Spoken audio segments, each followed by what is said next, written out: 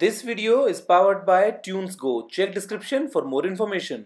नमस्कार दोस्तों, मैं गौरव आपका बहुत बहुत स्वागत करता हूं टेक टॉक्स के एक और फ्रेश एपिसोड में और लेके आया हूं आपके लिए बहुत सी इंटरेस्टिंग टेक न्यूज़। तो चलिए शुरू करते हैं।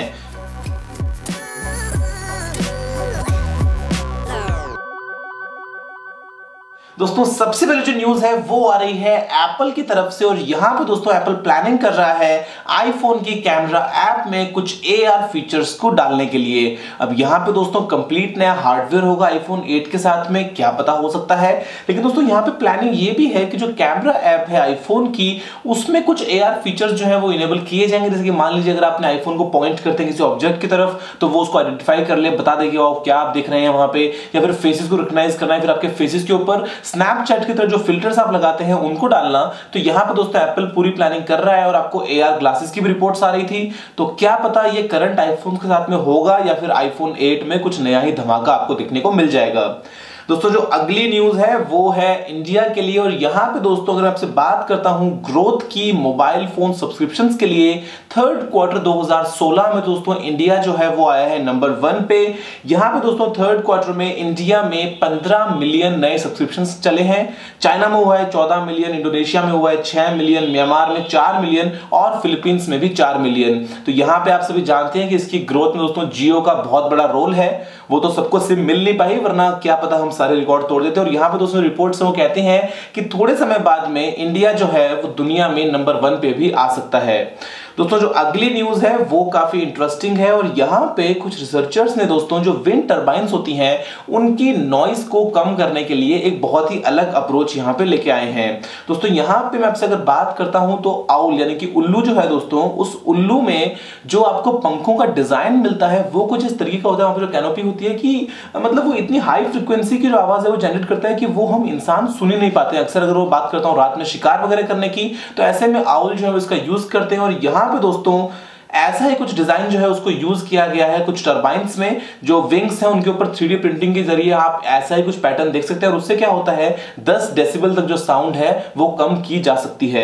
अब इसको अभी तक प्रैक्टिकली बड़े स्केल पे इंप्लीमेंट नहीं किया है, लेकिन फिर भी छोटे स्केल पे और बेसिकली लैब टेस्टिंग में, थ्योरेटिकल टेस्टिंग में ये पता लगा लिया गया है कि ऐसा अगर हम करें तो विंड टर्बाइन्स जो नॉइज उसको हम कम कर सकते हैं और उन पे किसी भी तरह का और नेगेटिव इफेक्ट नहीं पड़ेगा। तो काफी अच्छी चीज है हमारे एनवायरमेंट के लिए और क्या पता हम इसको और अच्छे से आगे इंप्लीमेंट कर पाए। दोस्तों जो अगली न्यूज है वो थोड़ी सी डिस्टर्बिंग है कि जैसे ही 8 नवंबर को हमारे प्राइम मिनिस्टर मिस्टर मोदी ने ये अनाउंस किया था कि 500,000 के पुराने नोट्स नहीं चलेंगे, नए नोट आएंगे मार्केट में, तो गूगल में दोस्तों एक बहुत बड़ा स्पाइक आया था, एक सर्च जो कि थी how to convert black money to white money. और यहां पे दोस्तों जब से ये रूल आया है कि जब आप जाते हैं पैसे अपने चेंज करवाने तो आपकी उंगली पे इंडेलिबल इंक यानी कि जो अमिट शाही होती है उसका एक मार्क लगाया जाएगा।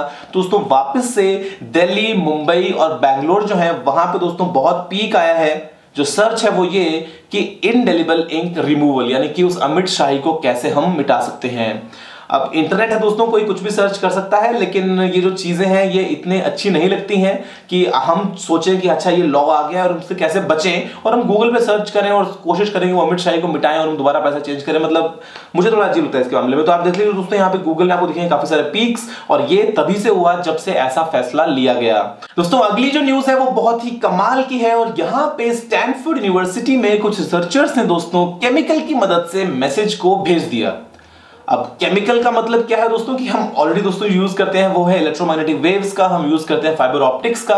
लेकिन यहां पे दोस्तों उन्होंने क्या किया कि जो हम बात करते हैं 0 और 1 की, तो उस केस में उन्होंने दो अलग अलग केमिकल्स लिए, एक है एसिड दूसरा है बेस। और जब दोस्तों उनको भेजा गया एक ट्यूब के जरिए उनके पल्सेस को भेजा गया तो एट द एंड जो रिसीवर लगा है उसने पता लगा लिया कौन सा एसिड है कौन सा बेस है, क्या 0 है और क्या 1 है, और इसके जरिए एक सक्सेसफुल दोस्तों मैसेज जो है वो ट्रांसमिट हो गया।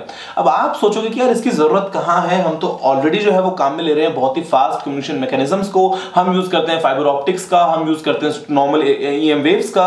तो यहां पे दोस्तों इसकी स्पीड जो है वो इतनी फास्ट नहीं है, लेकिन बहुत बार ऐसा होता है, बहुत बार ऐसी कंडीशन होती है जहां पे आप नॉर्मली फाइबर ऑप्टिक्स का या फिर EM वेव्स वगैरह जिनको यूज आप नहीं कर सकते हैं, कई बार इंटरफेरेंस होता है, कई बार दोस्तों आपको इतनी स्पीड नहीं चाहिए होती है। तो यहां पे मे बी अंडर वाटर दोस्तों से काम में लिया जा सकता है या फिर इवन ह्यूमन बॉडी के अंदर हम इस टेक्निक को मे बी आगे यूज कर पाए। तो काफी कमाल की चीज है और काफी यूनिक कंसेप्ट है कोई भी इंफॉर्मेशन को आगे ट्रांसमिट करने का। केमिकल की मदद से।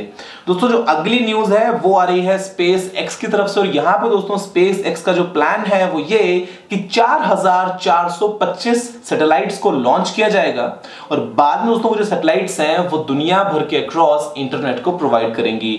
ये दोस्तों सैटेलाइट्स जो होंगी वो रहेंगी करीब करीब 1150 से लेके 1325 किलोमीटर के एल्टीट्यूड पे, और 4425 सैटेलाइट का जो नेटवर्क है ये पूरी दुनिया को कवर कर लेगा, यानी कि कोई भी ऐसा पार्ट नहीं होगा जो अछूता रहे, और बाद में इंटरनेट को आगे ट्रांसमिट करने के लिए हाई स्पीड से इन सैटेलाइट्स का काम में लिया जाएगा।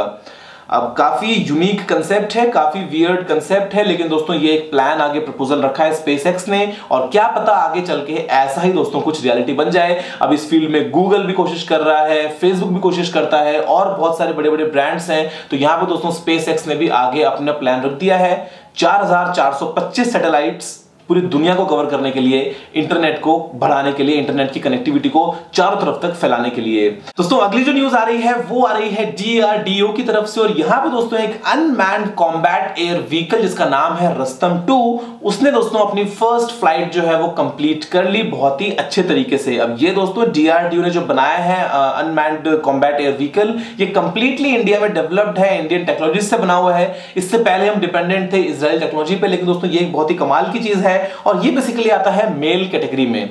अब मेल फीमेल कुछ होता नहीं है दोस्तों, लेकिन यहां पे इसका नाम जो है वो ये होता है मीडियम एल्टीट्यूड लॉन्ग एंडोरेंस, यानी कि MALE, और यहां पे दोस्तों ये करीब करीब 24 से 30 घंटे तक लगातार उड़ान भर सकता है। तो काफी कमाल की चीज है। हमारे पास में एक बहुत ही हाईटेक ड्रोन है, और दुनिया में अपनी तरह का एक तरीके से इकलौता दोस्तों ये ड्रोन है, इसका नाम है रुस्तम 2, DRDO द्वारा डेवलप्ड। दोस्तों अगली जो न्यूज है वो थोड़ी सी माप का हो सकता है दोस्तों, जो अगला आईफोन है वो और ज्यादा महंगा हो जाए, क्योंकि यहां पे दोस्तों एप्पल ने कहा है अपने मैन्युफैक्चरर से, ये पूछा है बेसिकली कि यूएस में अगर मैन्युफैक्चर किया जाए आईफोन को तो उसकी पॉसिबिलिटी कितनी है।